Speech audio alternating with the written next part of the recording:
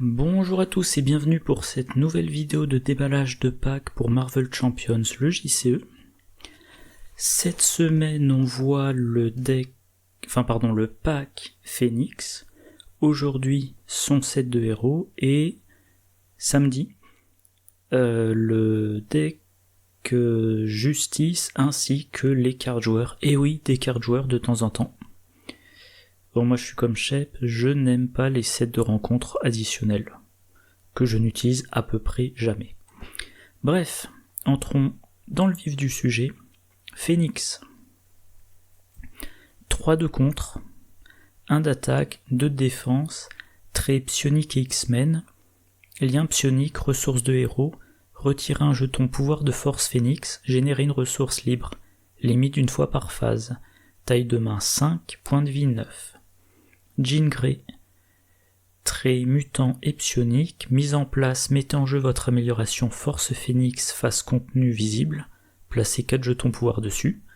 Réponse, après que vous avez effectué une récupération de base, placez un jeton pouvoir sur force Phoenix. Alors, bon, déjà, 3 de contre. On n'avait encore jamais vu ça, 3 de base. 1 d'attaque, c'est faible mais moi ça me gêne pas, 2 de défense, ça serait exploitable. Taille de main 5 ou 6, point de vie 9, la taille de main c'est normal, point de vie 9 c'est un peu bas, récupération 3 c'est bas. Ok. Et elle peut utiliser des jetons pouvoir pour générer de ressources libres, par contre une max par phase. Ça rappelle un peu Spider Cochon, sauf que Spider Cochon il n'est pas limité sur le nombre qu'il peut en dépenser, mais il les a pas de la même façon non plus. Voilà, on commence avec la force Phoenix, et dès qu'on récupère on met un jeton sur la force Phoenix. Force Phoenix c'est la prochaine carte, donc j'en parlerai juste après. Là qu'est-ce qu'il y a d'autre à remarquer? Elle est X-Men, elle a aussi psionique. Alors X-Men, bon ben c'est le cycle des X-Men. Ça lui permettra de jouer certains. Alors les alliés, je crois pas que ça soit limité. Enfin, j'ai pas souvenir de beaucoup d'alliés qu'on ne peut jouer que si on est X-Men, mais en tout cas, Mutant et X-Men, il y a certaines cartes soutien qu'elle pourra activer. Psionique, c'est intéressant, on en parlera en fin de vidéo. Le fait qu'elle génère des ressources libres, ça peut être intéressant pour tous les événements, ou même toutes les cartes autres qui demandent d'avoir des ressources de couleur spécifiques. Elle en a une, grâce à ses jetons pouvoir, et avec le X-Jet, elle pourra fournir une deuxième. Et j'avais noté la tête plutôt que les muscles. Événement justice, une attaque, réponse de héros attaque. Après que votre héros a effectué un contre de base, infligez à un ennemi un nombre de dégâts égal au contre de votre héros. En justice, on a l'instinct héroïque, ça peut la faire passer à 4 de contre. Donc elle fait son contre de base de 4, et dans la foulée, elle joue la tête plutôt que les muscles, ce qui permet de faire 4 dégâts à un ennemi. Bon. En justice, 4 dégâts pour 2, pourquoi pas. Bon, c'est anecdotique, mais je le mentionnais. Le fait qu'elle a le trait psionique, il y a des cartes qui nécessitent d'être psioniques et qui ont le trait psionique. Du coup, avoir le trait psionique, vu qu'elle a le trait psionique, ça permettra d'avoir des réductions avec exercice de cohésion d'équipe. Je mentionne rapidement la manipulation psychique qui est dans son deck préconstruit. En gros, mais j'en parlerai plus en détail samedi, en gros, le méchant manigance, le fait qu'il manigance n'ajoute pas de la menace, mais en retire. Et un truc très intéressant, notamment parce que c'est en basique, le cérébro. On ne peut jouer que si on a le trait mutant, donc on ne peut jouer qu'en alter ego. Et si on l'incline, on va chercher un allié X-Men, normalement c'est dans les 5 quarts du dessus deck, mais comme elle a le trait psionique, elle c'est dans l'intégralité du deck. Donc, on peut faire des decks Phoenix plein d'alliés. Et même si on n'a pas plein d'alliés, ça permettra d'aller chercher son allié signature. Allez, la force Phénix, qui est une carte recto verso. Contenu, c'est la version qu'on a en début de partie, c'est permanent, vous gagnez le trait contenu, réponse forcée, après que le dernier jeton pouvoir a été retiré de cette carte, retournez-la.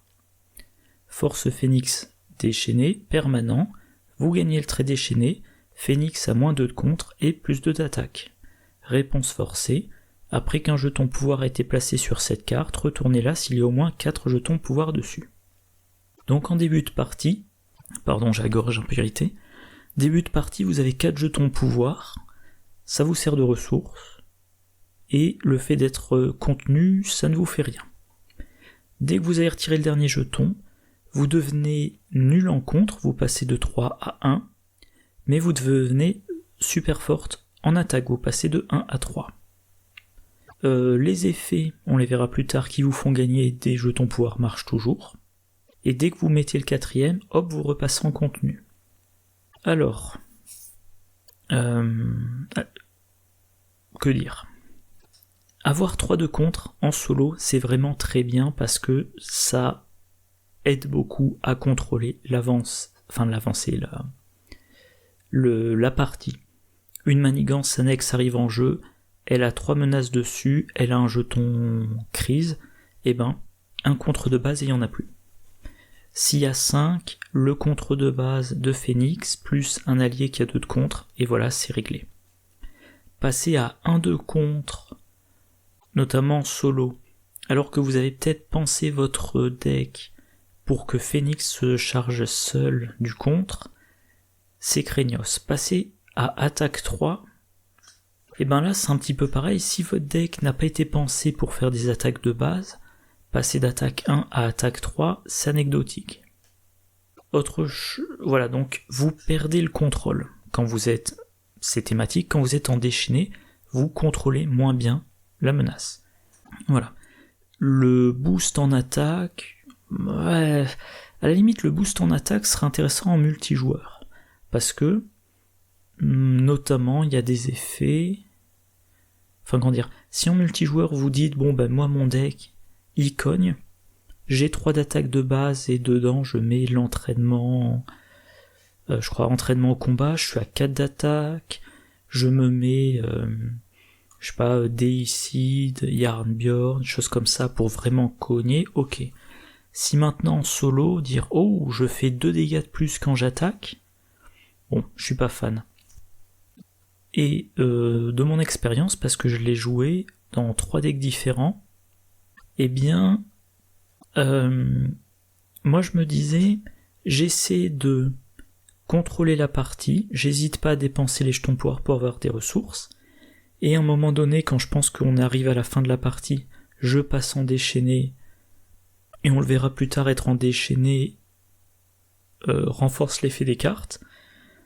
Le truc c'est que concrètement, si en cours de partie on fait ça, et que d'un coup il y a une manigance annexe qui sort, ou un sbire qui a beaucoup de manigances qui sort, ou une carte qui rajoute un icône d'accélération, et qu'on n'a plus que 1 en contre, et potentiellement on perd la partie, parce qu'on a dépensé le jeton pouvoir de trop.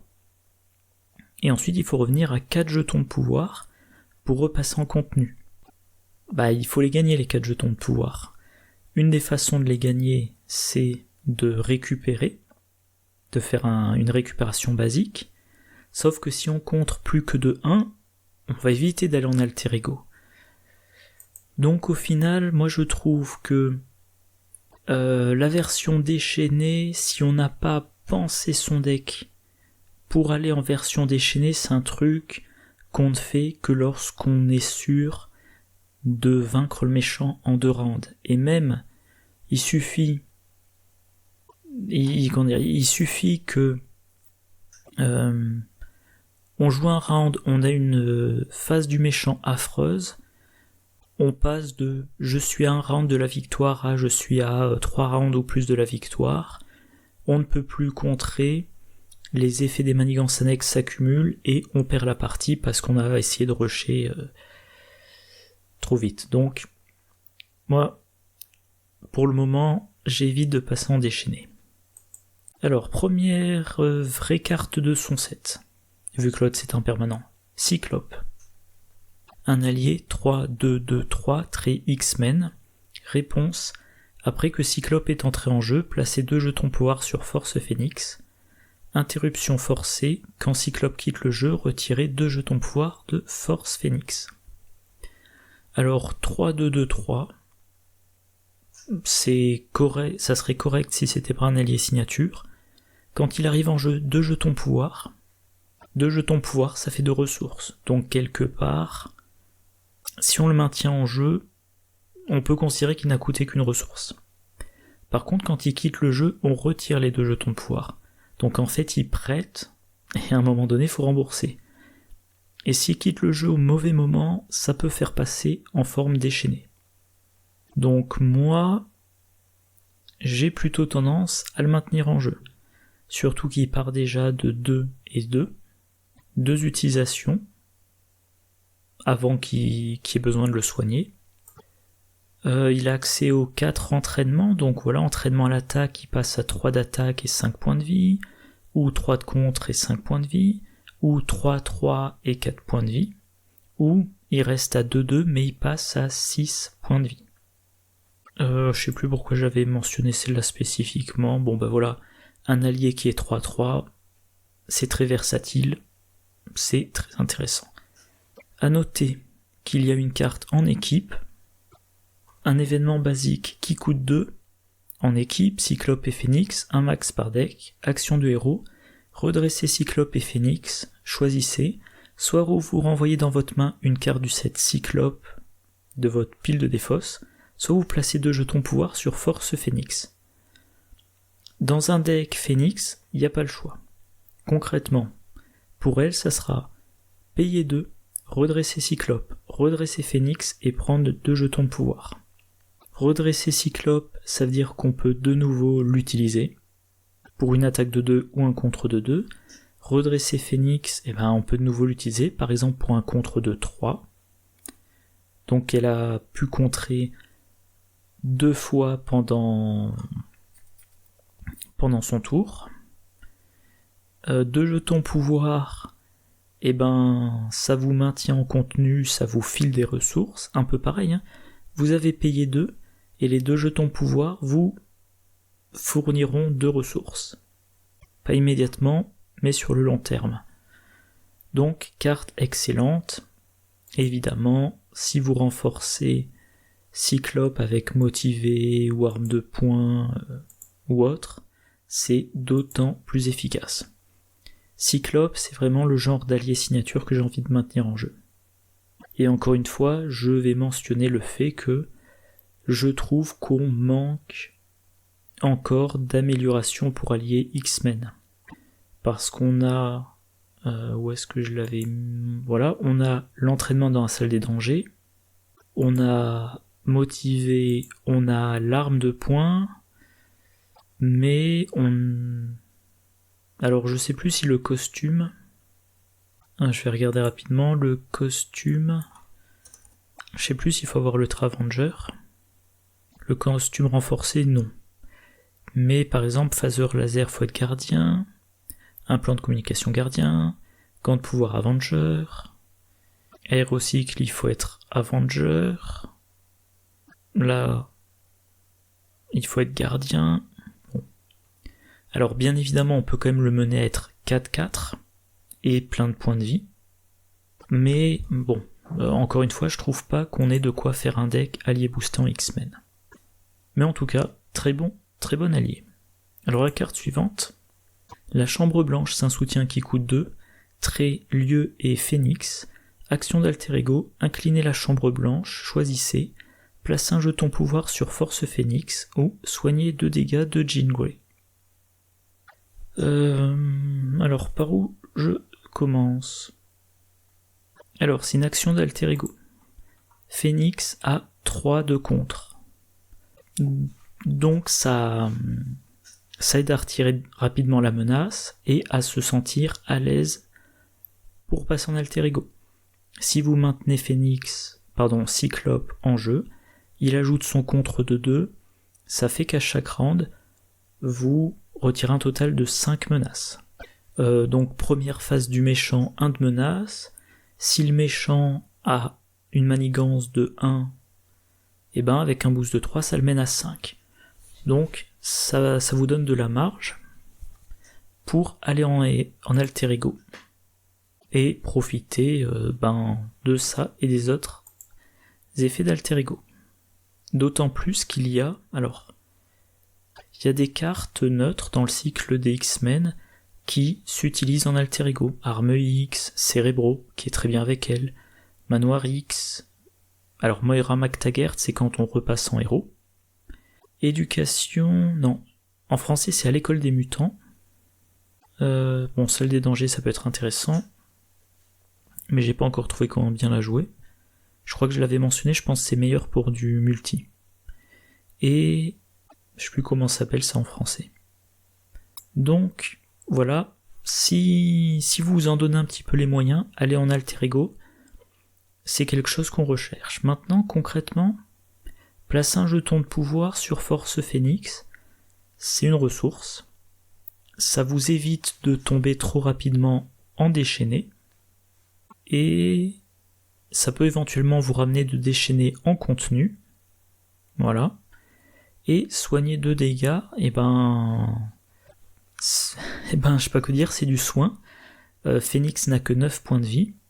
Si vous faites un deck qui repasse souvent en alter ego, vous pouvez en plus mettre le quartier d'équipage. Donc vous passez en alter ego, vous soignez 2 avec ça, vous soignez 1 avec quartier d'équipage. Fin de votre tour. Début du tour suivant, comme vous êtes toujours en alter ego, soin de 2, soin de 1. Et c'est très efficace. Alors on peut quand même noter que Phénix, quand elle utilise sa récupération de 3, elle met également un jeton pouvoir sur Force Phénix.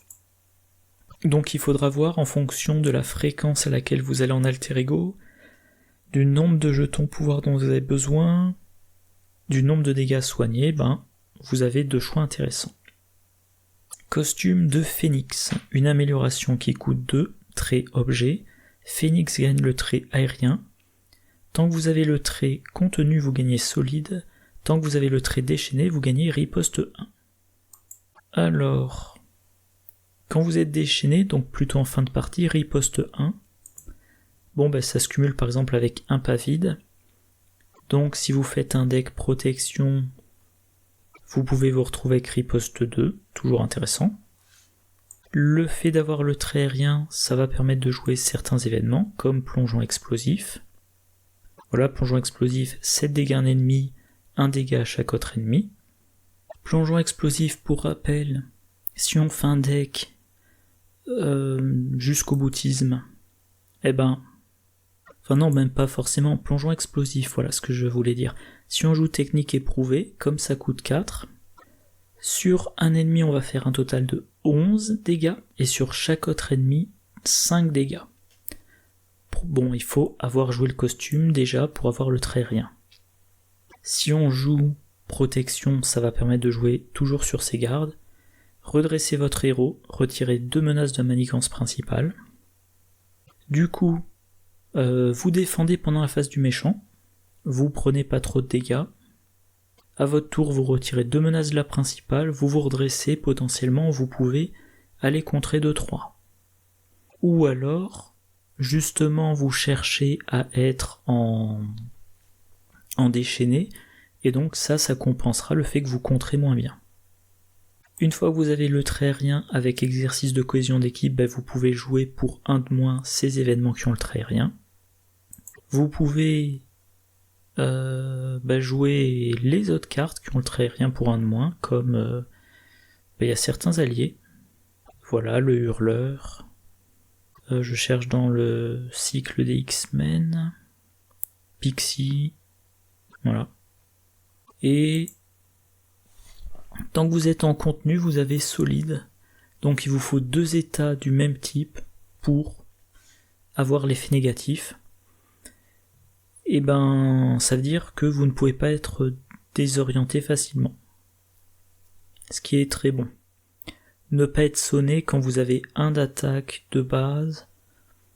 Alors si vous voulez jouer un gros événement d'attaque, c'est gênant d'être sonné, mais bon. Voilà, faut voir. Encore une fois, bon, tant que vous êtes contenu, ça sert peu, à part pour le très rien. Une fois que vous êtes en déchaîné, la riposte 1, si vous le cumulez avec d'autres effets, ça peut... Donc ça, plus un pas vide, plus armure électrostatique, ça fait je défends contre un ennemi, je lui inflige 3 dégâts. C'est bon à prendre. La carte suivante, renaître de ses cendres. Une amélioration qui coûte 3, trait phénix, interruption, quand vous êtes censé être vaincu, retirez cette carte de la partie, redressez votre identité et ramenez ses points de vie à leur valeur imprimée à la place, retirez chaque jeton pouvoir de force phénix. Alors, j'en avais trouvé d'autres. Il me semblait que j'en avais trouvé un total de 4 de cartes qui évitent de mourir. En tout cas là, donc on devrait être vaincu, on la retire de la partie, donc c'est à usage unique. Ah, on se redresse, ça c'est intéressant. On remonte à sa valeur imprimée de points de vie. 9. Par contre, si à côté on avait endurance, on remonte à 9 en prenant en compte endurance. Donc, c'est pas je reviens à 9 et ensuite j'applique endurance. Par contre, une fois qu'on est remonté à 9, si endurance fait passer notre maximum à 12, eh ben, en se soignant à côté, on remonte plus tard à 12. Le fait de retirer tous les jetons pouvoir, ça fait concrètement qu'on passe en déchaîné. Donc on passe à 3 en attaque, ce qui va peut-être être pratique pour tuer plus vite ce qui nous a vaincus. Par contre, si on ne voulait pas passer en forme déchaînée, c'est-à-dire que voilà, il va falloir remonter à 4 jetons pouvoir. Voilà, bon, il faut réussir à la placer à temps. Mais des fois, on n'a aucune bonne carte en main. On la place, du coup, on se soucie pas de se soigner. Sachant que quand même, si on passe en déchaîné très rapidement dans la partie, encore une fois, ça peut être long de revenir en contenu. Et si on ne compte plus que d'un, on va probablement s'interdire de repasser en alter ego. Et donc, mine de rien, le deck perd en efficacité. Alors la carte suivante. Bon, jusqu'à présent, chaque carte est en un seul exemplaire. Bouclier télékinétique, une amélioration qui coûte 2, trait psionique. Attachez cette carte à un personnage ami. Interruption forcée, quand le personnage attaché est censé subir des dégâts d'une attaque ennemie, placez ces dégâts sur cette carte à la place.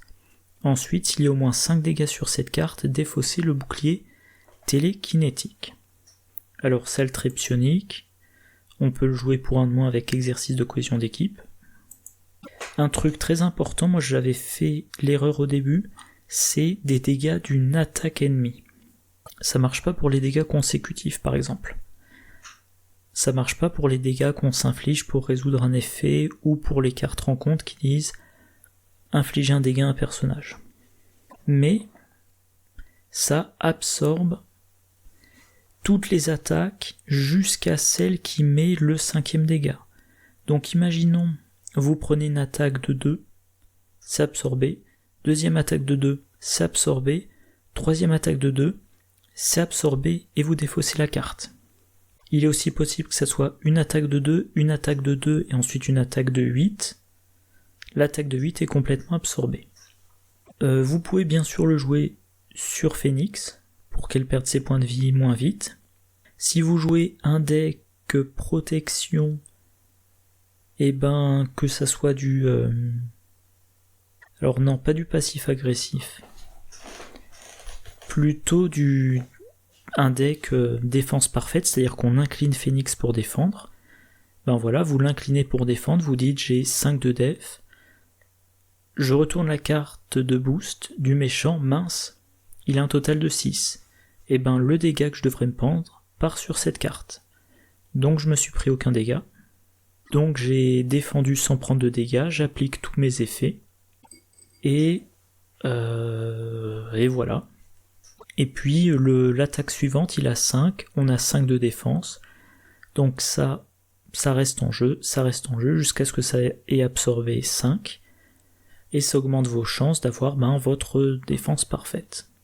Mais si on le joue sur un autre personnage, il y a par exemple Rockslide, ça peut être très intéressant.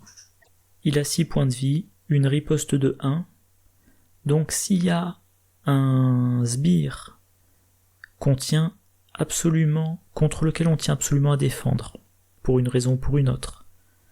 Je sais pas, par exemple, il a un effet du style, après qu'il a blessé un personnage, sonner ce personnage, on veut pas que le héros soit sonné, on défend avec Rockslide, chaque fois qu'il défend, il inflige un dégât de sa riposte, en lui mettant le bouclier télékinétique, mettons que le sbire a une attaque de 2, la 3e attaque du sbire va faire sauter le bouclier.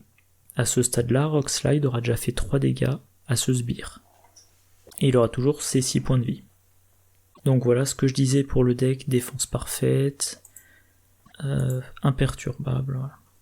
Alors la carte suivante, paralysie mentale, toujours qu'un exemplaire, c'est une amélioration qui coûte 2, trait psionique, sous forme de héros uniquement. Attachez cette carte à un sbire non élite, le sbire attaché ne peut pas s'activer. Réponse forcée après être passé sous forme d'alter ego, défausser cette carte.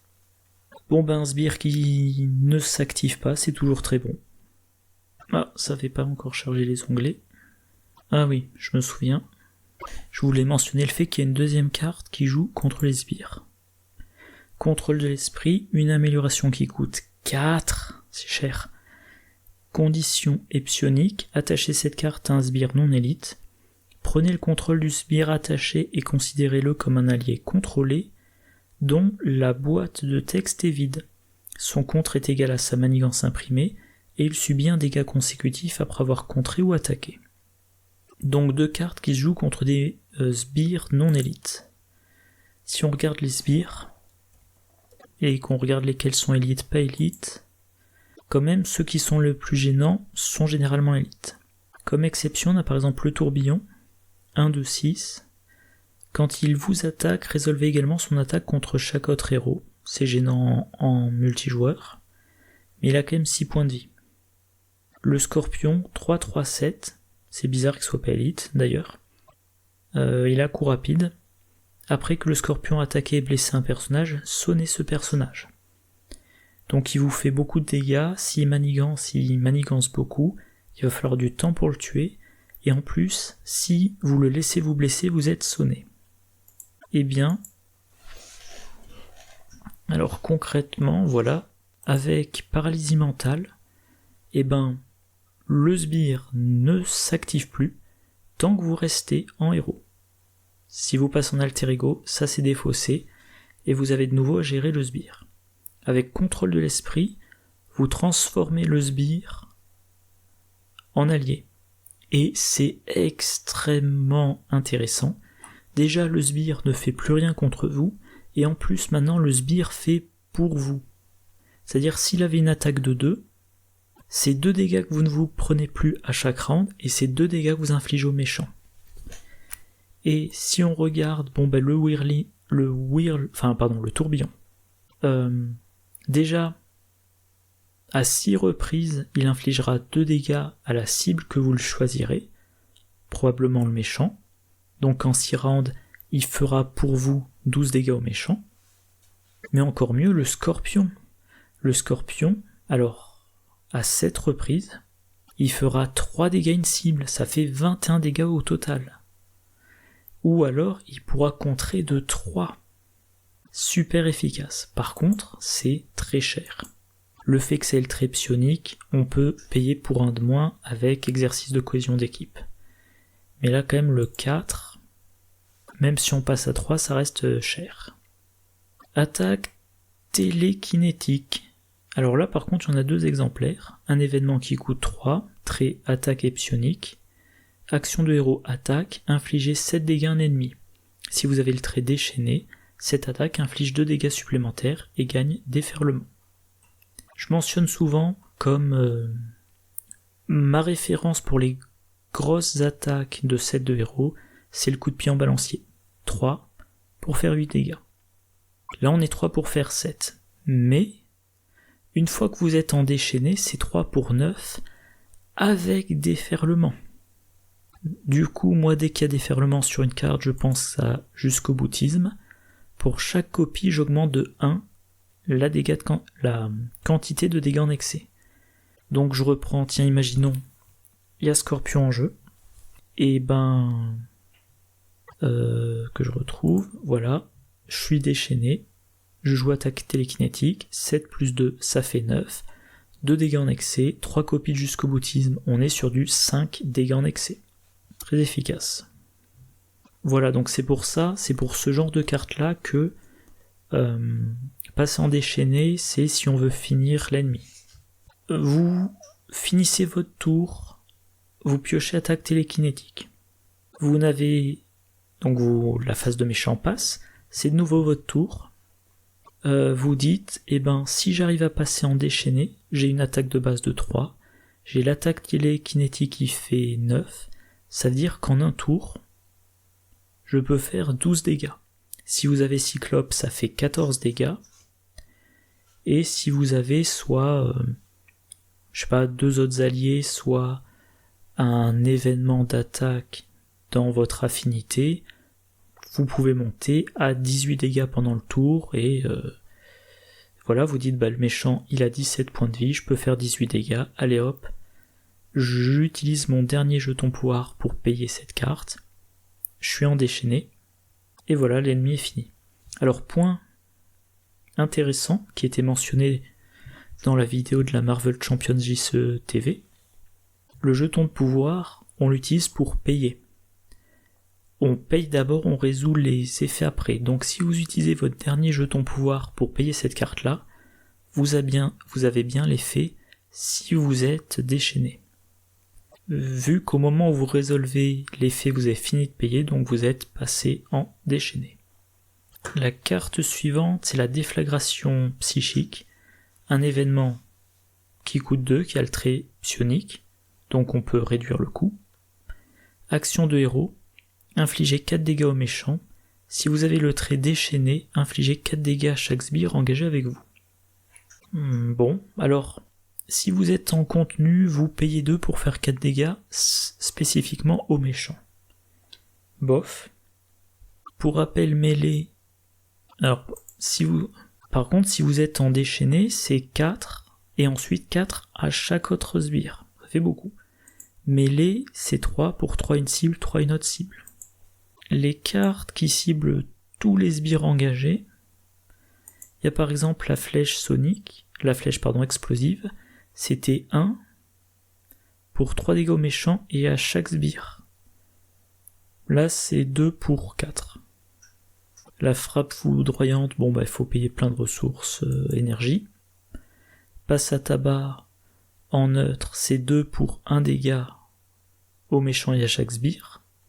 Je vais y arriver.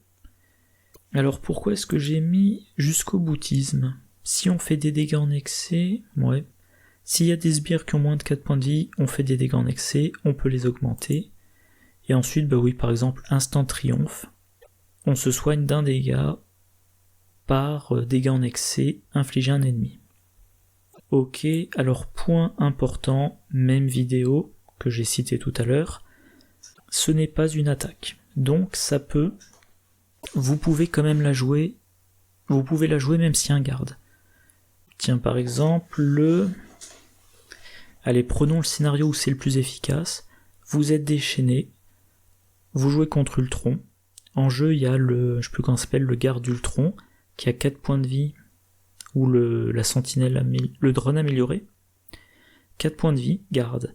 Vous jouez ça, 4 dégâts dans Ultron, 4 dégâts dans ce garde, 4 dégâts dans tous les autres sbires qui sont en jeu. Ça peut faire le ménage. Ah, et si je vais quand même mentionner un truc maintenant que j'y pense. Je crois que ça s'appelle cible à abattre. C'est ça, l'amélioration gratuite qu'on attache à un sbire. Toutes les attaques, c'est pas une attaque, j'ai rien dit. Ah, et là pareil, quand l'attaque de votre héros, encore une fois, ce n'est pas une attaque. Donc je retire ce que j'ai dit. Carte suivante, alors je charge les onglets. La carte suivante, c'est tromperie télépathique, un événement qui coûte 2, trait contre psionique, action de héros contre, retirer 4 menaces d'une manigance.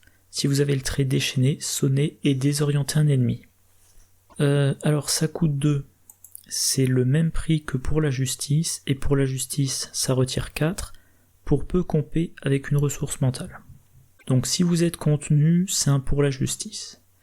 Alors, contre, vous pouvez générer une ressource avec sens de la justice, psionique, ça vous coûte une ressource de moins grâce à exercice de cohésion d'équipe. Ok. Par contre, une fois que vous êtes en déchaîné, sonnez et désorientez un ennemi. Ça peut être le méchant. Donc je disais, quand on passe en force phénix déchaîné, comme on n'a plus qu'un de contre, on ne contrôle plus du tout la partie, et sauf si on a tromperie télépathique. J'ai oublié de le dire, mais on en a 2 exemplaires. Parce que cette carte-là, c'est 4 de menaces retirées d'un coup, c'est bien, et c'est le méchant qui a priori ne s'active pas 2 fois. Et c'est la possibilité de passer en alter ego. Donc c'est une action de héros, je suis en héros, je retire 4 menaces. Je sonne et je désoriente le méchant. En général, le mieux, c'est de choisir comme ennemi le méchant. Comme il est désorienté, je vais passer en alter ego. Éventuellement, je me soigne, je gagne un jeton pouvoir, j'utilise la chambre blanche, je gagne un 2e jeton de pouvoir. Round suivant, je me soigne, 3e jeton de pouvoir, salle blanche, 4e jeton de pouvoir, je suis de nouveau en contenu, je passe en héros, je fais mes actions de héros. Si je le souhaite, je dépense un jeton de pouvoir. Ah non, pardon. Si on redescend en dessous de 4, non, on est toujours contenu. Enfin bref, je fais mes actions de héros, face du méchant, il est sonné, il m'attaque pas. Donc ça, c'est la carte qui permet de contrôler en étant déchaîné. Mais c'est un pari risqué. Et maintenant que j'y pense, en faisant ces vidéos, j'ai des idées de deck parfois, donc c'est Mutant Education. Là, il n'y a pas l'image, tant pis. Un événement gratuit, jouez uniquement si votre identité a le trait mutant, action d'alter ego. Choisissez jusqu'à 2 cartes spécifiques à votre identité dans votre pile de défausse et mélangez-les dans votre deck. Si... Ah, c'est un bruit de volet, je me demandais ce qui se passait. Si le manoir X est en jeu, piochez une carte. Donc vous avez en jeu le manoir X. Après avoir joué cette carte-là, vous piochez, donc la carte se remplace. Et vous allez mélanger 2 cartes, idéalement les 2 copies de tromperie télépathique, pour les jouer encore et encore et garder le contrôle de la partie. Donc je résume, tromperie télépathique, ça m'autorise à passer en alter ego sans que le machin manigance, puis ensuite je repasserai en héros et il ne m'attaquera pas, et grâce à l'école des mutants, je remélange dans mon deck les 2 copies de tromperie télépathique, et je mise sur le fait qu'avant que le méchant se réactive, je puisse rejouer tromperie télépathique. Et comme ça, je ne souffre pas trop du fait que mon contre est repassé est descendu à 1. Voilà. Alors sur le papier, c'est très intéressant. Dans la pratique, j'ai pas encore réussi. Alors la carte suivante... Ah voilà. L'oiseau de feu phénix, également 2 exemplaires. Dernière carte de son set de héros, un événement qui coûte 1, trait phénix. Action de héros, choisissez. Retirer un jeton pouvoir de force phénix, redresser phénix, ou placer 2 jetons pouvoir sur force phénix. Bon, force phénix, je le rappelle pas. Le premier effet, on retire un jeton pouvoir pour se redresser. Alors certes, on approche du moment où on sera... comment c'est déjà, déchaîné ? Ouais. Mais être redressé, c'est la possibilité de se réactiver. Si on est en contenu 3 de manigance, potentiellement 4 avec instinct héroïque, donc on contre, on recontre, on contre au total de 8 pendant le tour, c'est énorme. Ou alors, si on joue un deck plutôt protection, on a défendu. Au début de son tour, on a incliné, et ben on se redresse pour contrer. Et si on est en déchaîné, bah là ça sera plutôt grâce à entraînement au combat, attaquer de 4, puis réattaquer de 4. Le deuxième effet, 2 jetons pouvoir, c'est la moitié de ce qu'il vous faut pour redevenir contenu. Sachant que l'autre moitié, ça peut être par exemple votre soin de base et la chambre blanche. Voilà. Donc une carte très versatile, très intéressant. Ça c'était son set de héros, donc maintenant on va voir la manigance, l'obligation et le set Némésis. Alors l'obligation, colère dévorante. Donnez cette carte au joueur de Jean Grey. Une fois révélée, si vous avez le trait déchaîné, cherchez Phénix Noir dans le deck rencontre, la pile de défausse rencontre, et la zone mis de côté et révélez-la. Ensuite, retirez colère dévorante de la partie. Si vous avez le trait contenu, retirez un jeton pouvoir de force Phénix et cette obligation gagne renfort. Défaussez cette obligation. Donc là, c'est très particulier, parce qu'en fait, on ne peut pas choisir ce qu'on veut faire. Tout dépendra de l'état dans lequel on est. Contenu, la carte a renfort, donc on la remplace par une autre, mais on a quand même perdu un jeton pouvoir. Ce qui peut faire passer en déchaîné. Par contre, déchaîné, on va chercher Phénix Noir, on la met en jeu. On la verra juste après, elle est extrêmement bourrine.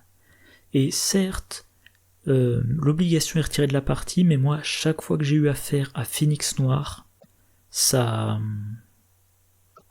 est tellement puissante que ça peut faire perdre la partie. Ou au minimum, ça fait passer la partie de simple à compliqué, ou de compliqué à extrêmement dur. Et de dur à c'est perdu. Donc, et l'autre effet, vous êtes contenu, vous perdez un jeton pouvoir, et cette carte-là reviendra plus tard. Voilà. Donc on va passer à son set Némésis, Phénix Noir, 2 de manigance, 2 d'attaque, 12 points de vie, solide, ténacité, vilainie. Quand Phénix Noir manigance, placez les menaces obtenues sur réduire le monde en cendres si possible. Une fois révélé, cherchez réduire le monde en cendres dans le deck rencontre, la pile de défausse rencontre et la zone mis de côté et révélez cette manigance. Et 3 icônes de boost. Alors 12 points de vie et ténacité, elle va être très dure à vaincre. J'étais en train de bugger. Donc voilà. Solide, elle va être dure à neutraliser. Et vilainie, elle va cogner bien fort. Alors si elle manigance, l'avantage c'est qu'elle manigance pas elle met pas la menace sur la manigance principale. C'est un petit avantage. Par contre, quand elle attaque, elle vous tape dessus. Alors qu'est-ce que j'avais mis ? Ah oui, ses attaques. Alors, 12 points de vie, il va falloir d'abord faire sauter son tenace, et ensuite lui faire plein de dégâts. Attaque télékinétique, c'est 7 sur 12, potentiellement 9 sur 12. Alors si vous êtes en déchaîné, 9 sur 12, vos 3 d'attaque de base, elle est vaincue, à condition que vous ayez fait sauter le tenace d'abord.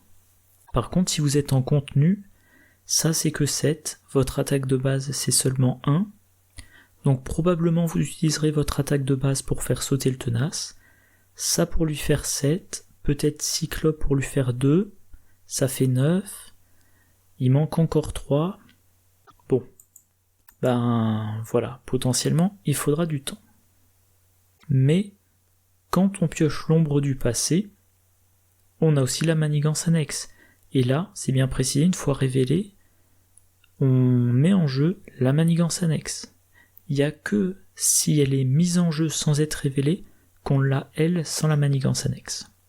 Donc la manigance annexe, ça commence avec 6 de menace, c'est permanent, donc ça quittera plus le jeu.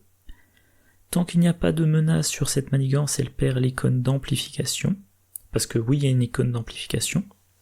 Réponse forcée, après que de la menace a été placée sur cette manigance, les joueurs perdent la partie s'il y a au moins 12 menaces dessus. Condition de défaite supplémentaire. Et au passage, Phénix Noir, manigance de 2, Elle a Villénie, donc elle peut avoir un boost de 3. Amplification, elle a un +1. Si vous n'avez pas de chance, en une manigance de Phénix Noir, vous passez de 6 à 12 menaces, vous avez perdu. Voilà. Par contre, une fois que vous avez tout retiré, il n'y a plus cette icône d'amplification. Donc on veut se débarrasser de toutes les menaces. Elle ne sera pas déjouée vu qu'elle est permanente, mais au moins il n'y aura plus l'icône d'amplification.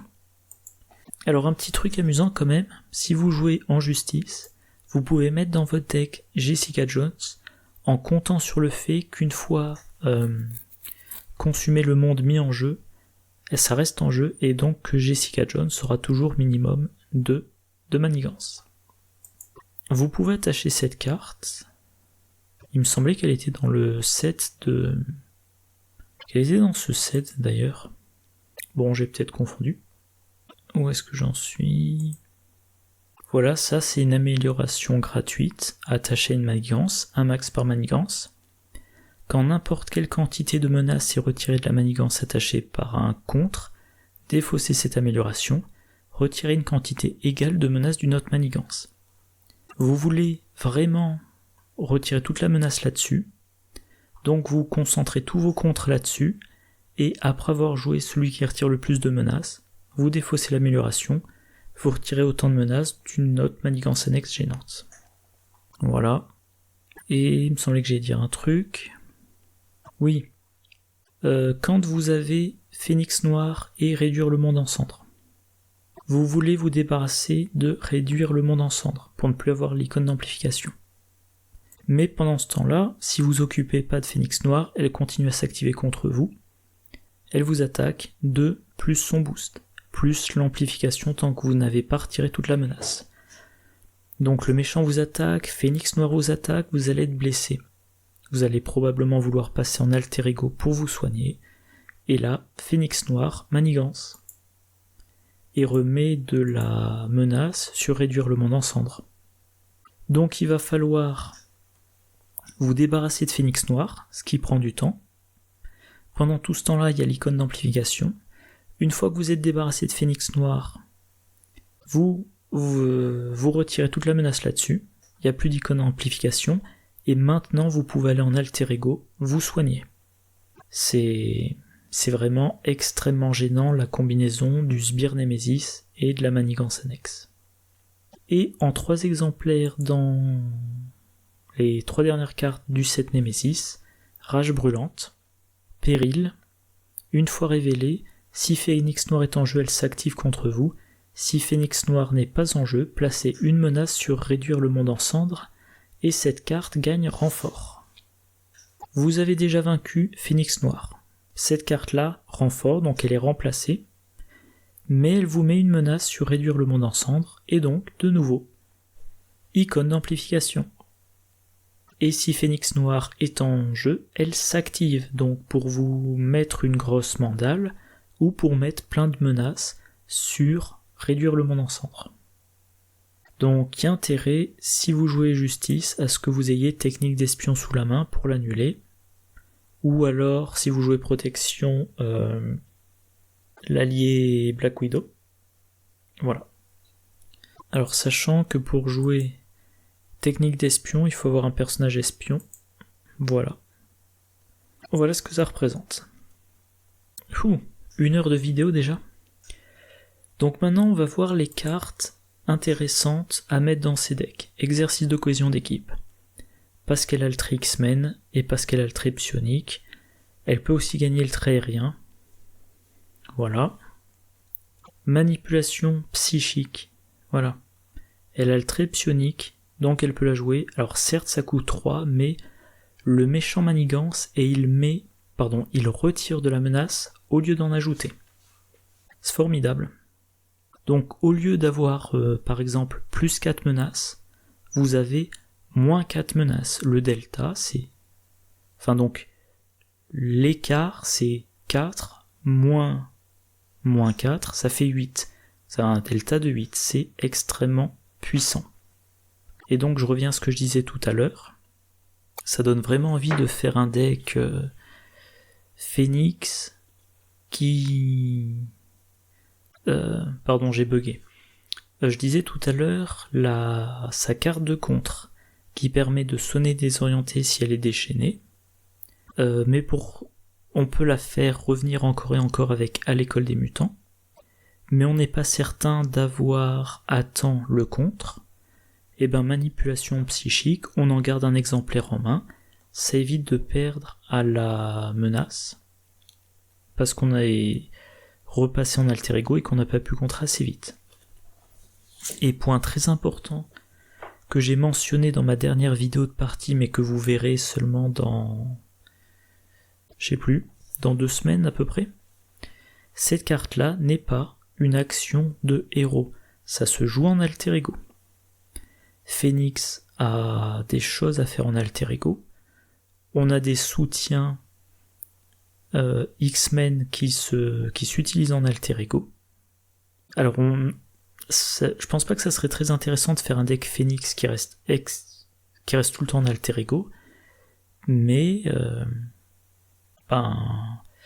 Manoir X, plus 3 fois à l'école des mutants, plus 3 fois manipulation psychique.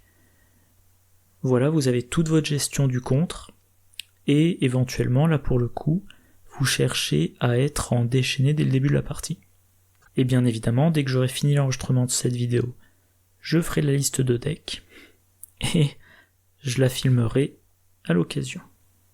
Alors je mentionnerai dans ma vidéo de samedi, mais dans ce pack, il y a une carte psionique par aspect.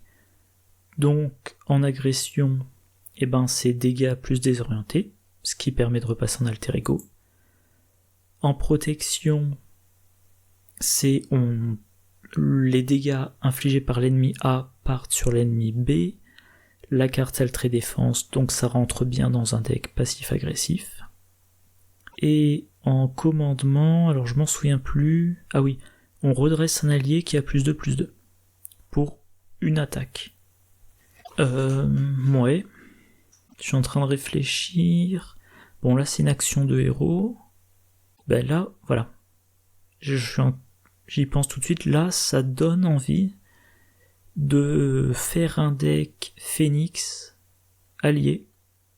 Quand vous êtes en alter ego, avec Cérébro, vous allez chercher l'allié de votre choix dans votre deck, sachant que vous avez à l'école des X-Men, quelque chose comme ça, qui permet comme action d'alter ego de mélanger dans votre pioche 2 alliés X-Men. Toujours en alter ego, vous jouez votre allié X-Men. Grâce à Salle des Dangers, vous lui collez l'entraînement à la Salle des Dangers, il a +1/+1.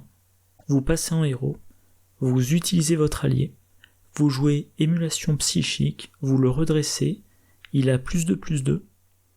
En plus du +1/+1 de l'entraînement dans la Salle des Dangers. Donc s'il était 2/2, par exemple si c'était Cyclope, il s'active en ayant 5 de contre et 5 d'attaque. On peut faire des choses quand même. Et évidemment, il me manquait 3 onglets à charger. Voilà quelques listes de decks. Alors en agressivité, avec ça j'ai fait Mojo Mania. C'était pas brillant. La V2 je l'ai pas encore joué. Deck Justice, 43 cartes. C'est relativement classique. Le seul truc, voilà, c'est à l'école des mutants. Sinon, assez classique, je mettrai le lien dans la description. Et le deck passif-agressif contre Mojo, alors en expert, ça n'a pas été suffisant. Tiens, pourquoi je l'ai ouvert 2 fois lui ? Ah non. Et donc là, si j'oublie pas, je mettrai en description aussi les 2 listes de decks dont je parlais, celle basée sur manipulation psychique et celle basée sur émulation psychique. Bon voilà, du coup, Phoenix, sympa à jouer, mais j'arrive pas encore à maîtriser le timing du passage en déchaîné. Alors je sais pas si c'est parce que les scénarios contre lesquels je l'ai joué, rendait ce timing particulièrement dur, mais pour le moment, dans mon expérience, je passe en déchaîné, je perds pied, et je regrette de ne plus avoir mon 3 de contre. Et ben on verra si avec mes prochains decks ça sera la même chose. Donc je vais m'arrêter là. Voilà, comme d'habitude, j'espère que la vidéo vous a plu. N'hésitez pas à laisser des commentaires, poser des questions, suggérer les prochaines parties que je devrais effectuer. Prochaine vidéo demain, ça sera une vidéo de partie. Je crois que c'est la dernière... Je sais plus. C'est soit la dernière vidéo contre la campagne des mutants, j'en suis quasiment sûr, soit c'est Mojo Mania. En tout cas, d'ici la prochaine vidéo, je vous souhaite une bonne journée, une bonne soirée, de bonnes parties, et je vous dis à la prochaine. Au revoir.